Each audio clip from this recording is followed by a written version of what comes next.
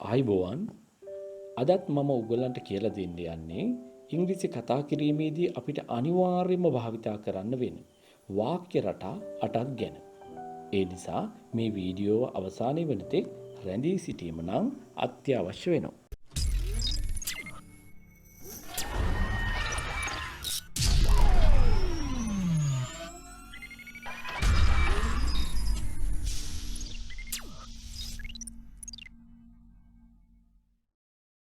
හොඳයි. දැන් බලන්න මේ ක්‍රියාපද ටික දිහා. මේවා අපි නිතරම භාවිතා කරන ක්‍රියාපද. එහෙනම් අපි බලමුද මේවායි තේරුම් ටිකත්. eat කනවා, drink බොනවා, work වැඩ කරනවා, speak කතා කරනවා, come එනවා, play සෙල්ලම් කරනවා, do කරනවා, go යනවා, help උදව් කරනවා, see දකිනවා. මේ සියලුම ක්‍රියාපද අතරින් ඇතැම් ඒවට තේරුම් කිහිපයක්ම තියෙනවා.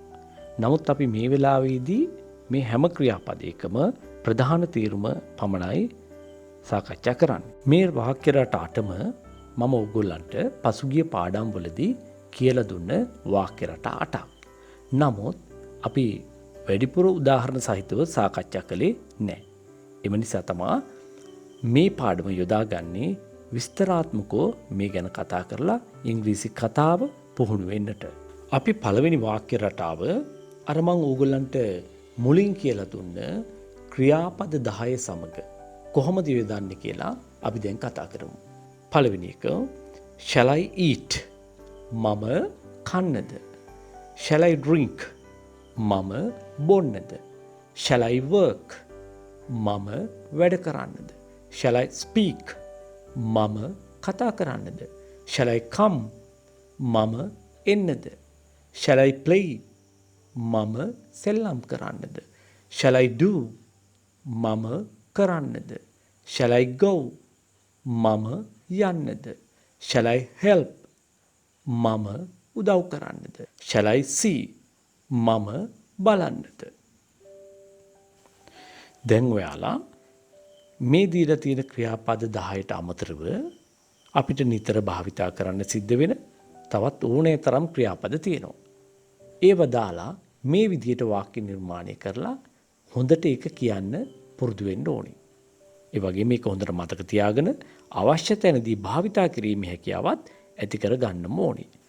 දෙවෙනි වාක්‍ය රටාව මේ අයි.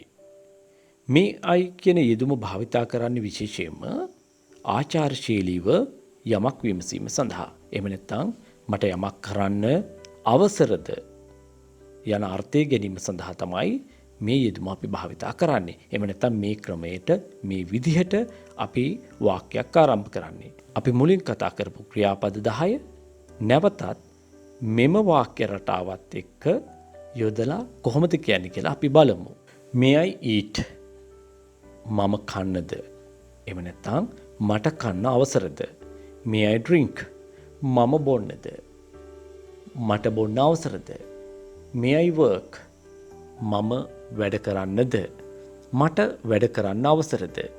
May I speak මම කතා කරන්නද? මට කතා කරන්න අවසරද? May I come මම එන්නද?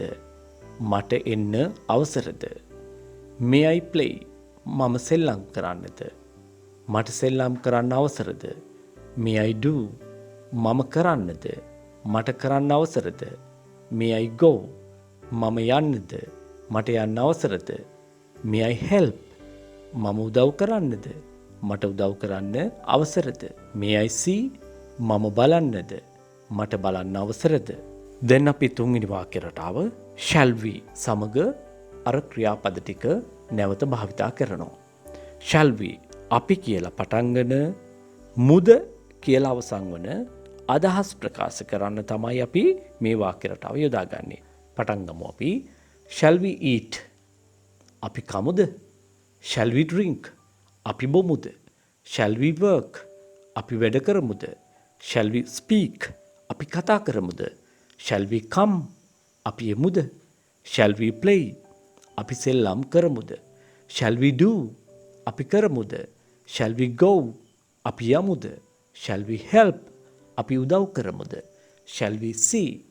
අපි බලමුද? හතරවෙනි වාක්‍ය රටාව. let's සමග ක්‍රියාපද භාවිතා කිරීම. අපි කියලා පටන්ගෙන මු කියලා අවසන් වන අදහස් ප්‍රකාශ කිරීමට. එහෙමනම් අපි නැවතත් අර ක්‍රියාපද සමග මෙම වාක්‍ය රටාව භාවිතා කරලා බලමු. Let's eat. අපි කමු. Let's drink. අපි බොමු. Let's work. අපි වැඩ කරමු. Let's speak. අපි කතා කරමු. Let's come. අපි එමු. Let's play. අපි සෙල්ලම් කරමු. Let's do. අපි කරමු. Let's go. අපි යමු. Let's help. අපි උදව් කරමු. Let's see. අපි බලමු. ඊළඟට අපිට ඉගෙන ගන්න තියෙන්නේ do you. දැන් අපි පටන් ගමු. Do you eat? ඔයා කනවද? එහෙම නැත්නම් ඔයාලා කනවද? නැවත කියමු. Do you eat? ඔයා කනවද? Do you drink? ඔයා බොනවද? Do you work? ඔයා වැඩ කරනවද? Do you speak? ඔයා කතා කරනවද? Do you come? ඔයා එනවද? Do you play? ඔයා සෙල්ලම් කරනවද? Do you do? ඔයා කරනවද? Do you go? ඔයා යනවද? Do you help? ඔයා උදව් කරනවද? Do you see? ඔයා බලනවද? ඊළඟ වාක්‍ය රටාව don't you. අපි don't you කියන වාක්‍ය රටාව අර ක්‍රියාපද 10ත් එක්ක යොදලා බලමු. Don't you eat? ඔයා කන්නේ නැද්ද? Don't you drink? ඔයා බොන්නේ නැද්ද? Don't you work? ඔයා වැඩ කරන්නේ නැද්ද? Don't you speak? ඔයා කතා කරන්නේ නැද්ද? Don't you come? ඔයා එන්නේ නැද්ද? Don't you play? ඔයා සෙල්ලම් කරන්නේ නැද්ද? Don't you do? ඔයා කරන්නේ නැද්ද? Don't you go? ඔයා යන්නේ නැද්ද? Don't you help? ඔයා උදව් කරන්නේ නැද්ද? Don't you see? ඔයාට පේන්නේ නැද්ද? එහෙම නැත්නම් ඔයා බලන්නේ නැද්ද කියන අර්ථයක් තියෙනවා.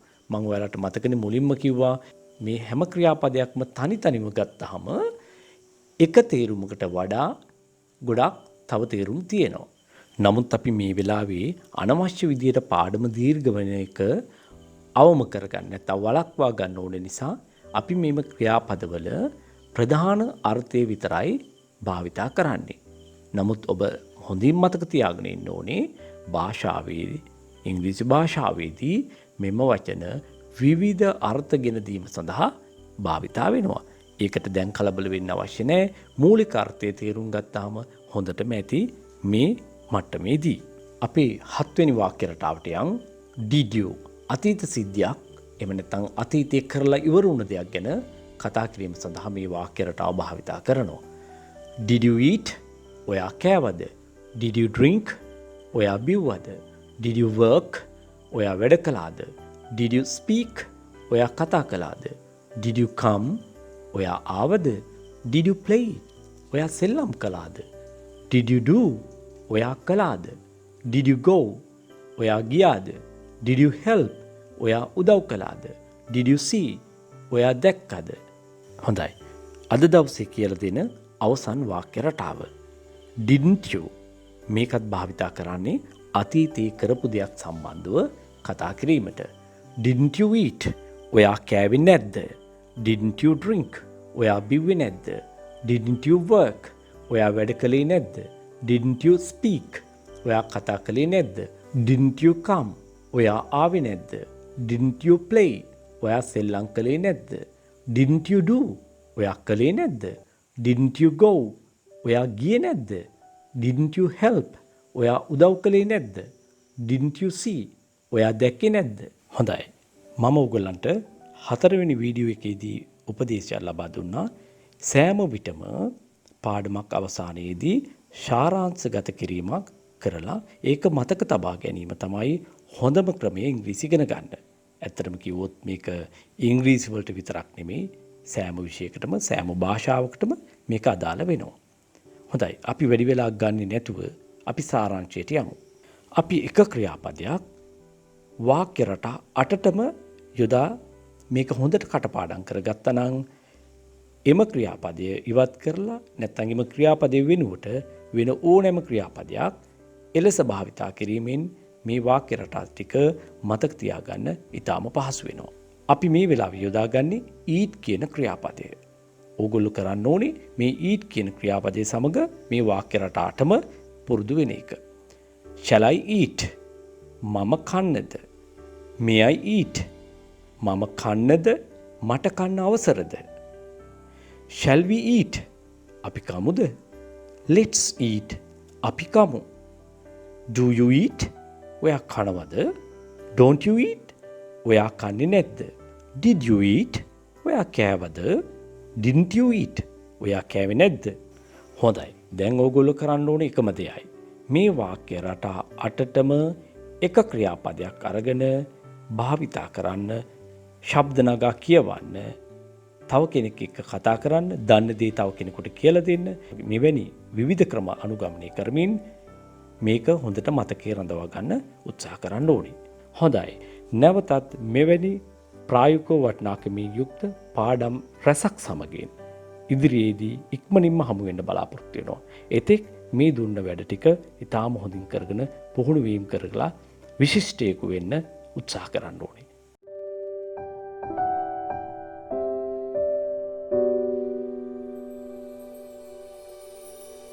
Thank you.